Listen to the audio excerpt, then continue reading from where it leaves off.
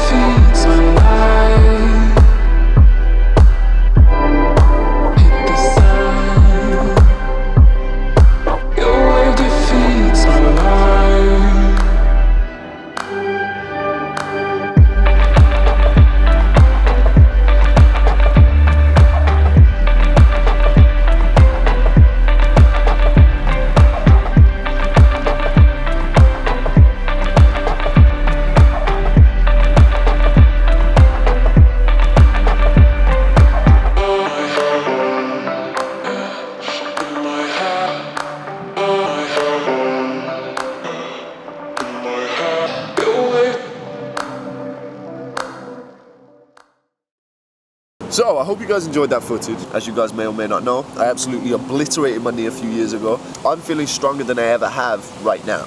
I want to talk to Phil about our experiences and share with you guys what it's like for you if you ever get injured like that, and also for us. We learn a lot. Holy shit. More than I would have ever imagined. Yeah. But let me just show you what happened with my head. I have no idea how these videos are going to be structured, so just look at the people. There's lots of people. Jordan Edwards is fucked. Alan Day is. Whoa, your face, Jesus, that's a problem. Hello, Jordan. That's a problem. Yes, Jeez. it's the very definition of a problem. Thank you. This warthog's here. This is the most handsome man in tricking. And yeah, I woke up this morning. I've had enough of my hair, so I'm going to shave my head. And Carl's going to do it, and Trisha as well. And I might pierce my ear. Who knows? Anything could happen. It couldn't, but it Prince could. Albert. Is that what it's called? Yeah, Prince Albert. Get my dick pierced. Yeah. I'll get like a, you know when people have like the massive nose things, and get that through my ass cheeks. Yeah, no, you're gonna get pierce your nose and get a chain that'll go to Prince Albert. That'll go right round into the gooch. The next thing you're gonna see is me with no hair. Fuck. I'm scared. Careful not to shave any.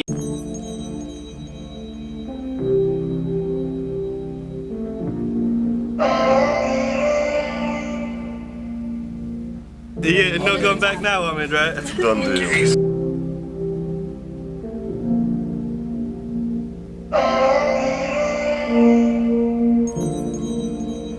In the evening you'll be calling.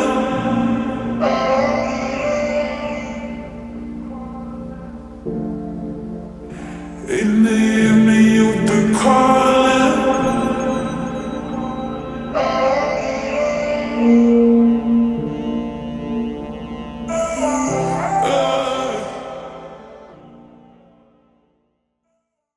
So I got fed up of my hair and I got rid of it. That's pretty much it. As I was saying earlier about both of us having very complex knee injuries, we both realized that the things that we experienced, we wished we had somebody telling us those things. Just the minor things, the things that like you think, is this just happening to me, or like the whole purpose of this is to just highlight the fact that although you'll see all of these mad flips and all this fun that we're having all over the world, the second you get injured, you feel as though, I do anyway, I feel as though I had these superpowers and I've lost them. And it actually bleeds into my everyday life as well. Yeah. And the way I combated that is by putting all of my energy, both physical and mental, into working out and photography and film and all that sort of thing. But it took a long time for me to be able to get over that, because when I got injured, it was like coming out of the worst breakup of my life. I just want to let you know that it's like, it's normal. All those little fears and all those times that you're freaking out about little things, it's so normal. It's oh dude, it's so crazy, and it's scary to think, because you speak to people who have severe injuries as well that require surgery or require like a long process of recovery.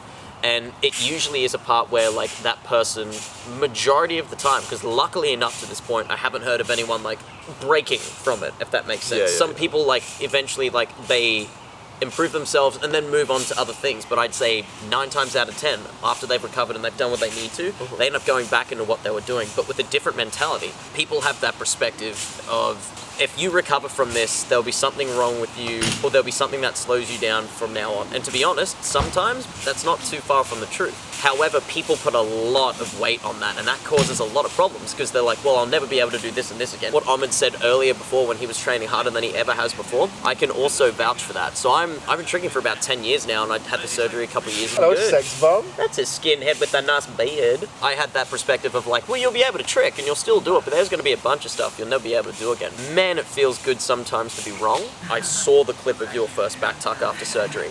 Oh, it was one of the most exciting feelings. It was like a 6-month period after my surgery before I'd done any tricks on the floor. I was just in the gym every single day. All I had running through my head was the doctors and the surgeons saying, you may never be able to do this again, and if you are, then you're never going to be as good as you were. False. Yeah, I refused to believe that, and so I had that running through my head, and I was in the gym, and I was just like, I was pumping, and I was so dead set on this goal. Yeah. And it was because of that sheer determination and that relentless insolence more than anything. Because I'm like a naughty child. If you tell me I can't do something, then I'm gonna do it, come hell or high water. And even though I had all these setbacks, I recovered a lot faster than my physio expected.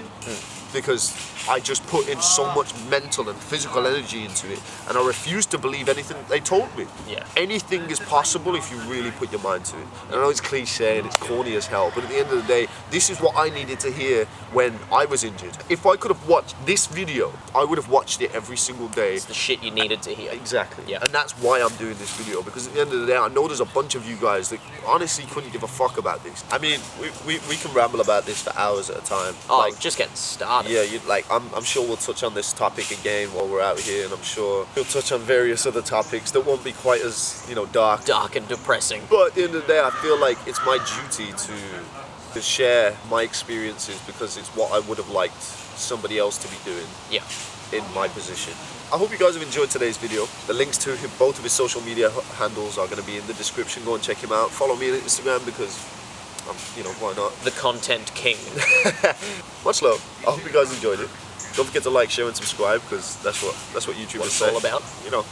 And yeah, much love. Peace. See you in the next episode.